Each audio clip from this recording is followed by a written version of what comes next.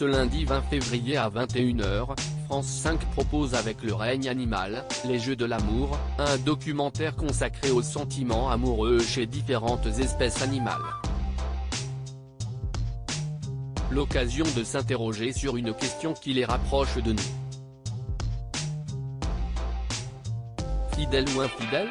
La question se pose dans Le règne animal, et sur le plan sentimental, qu'il s'agisse d'humains ou pas.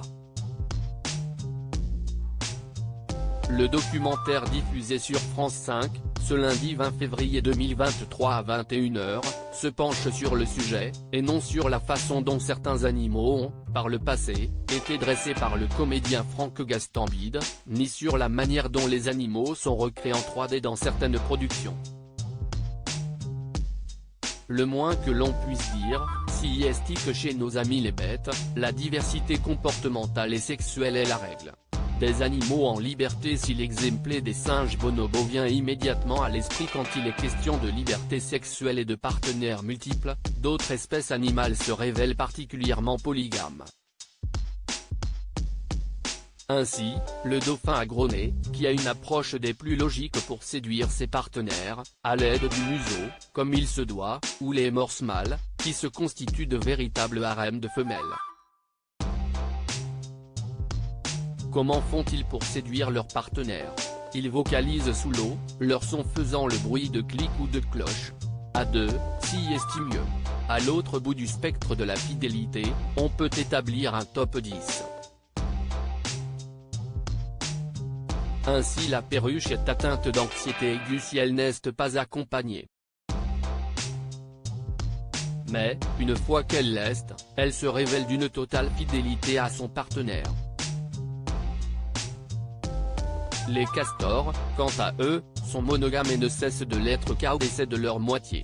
De leur côté, si est à l'été que les gorfous sauteurs retournent sur le lieu de leur naissance pour se trouver un partenaire à vie. A l'inverse, si est pendant l'époque du rut, en plein hiver, que les cygnes rencontrent leur moitié. Les mouvements d'approche se font. Avec le coup. Après la mort de leur partenaire, les cygnes, sentimentaux et possessifs, ne cherchent pas un autre.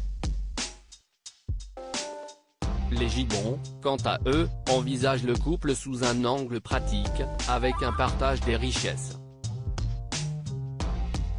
Les loups gris, eux, sont très familles.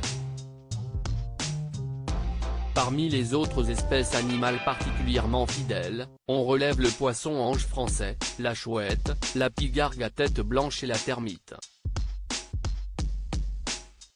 Toutes nous attendrissent par la force et la délicatesse de ce lien qui n'est pas le seul fait des humains.